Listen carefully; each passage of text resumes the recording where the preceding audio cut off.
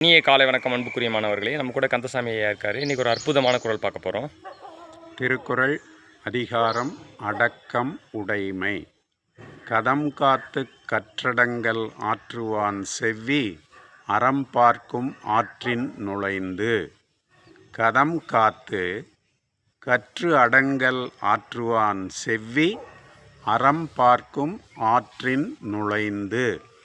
இந்த குறளுக்கான விளக்கம் என்ன அப்படின்னு பார்த்தீங்கன்னா, நல்ல கற்றறிந்த அறிவுடையவன் கோபம் வராமல் காத்தான் அப்படின்னா என்ன ஆகும் அப்படின்னு பார்த்தீங்கன்னா, அவனுக்கு அறம் அவன் எங்கே இருக்கான் அப்படின்னு சொல்லிட்டு அவனை தேடி வந்தடையும். எனவே அன்புக்குரிய மாணவர்களே, நம்ம உடலால், மனதால், வாக்கால் எந்த கோபமும் உறாமல் நம்ம காக்கும்போது நம்ம அறமே நம்மளை வந்தடையும். அறத்தால் நம்ம சிறப்புறுவோம். வாழ்த்துக்கள் சாம்பியன்ஸ்.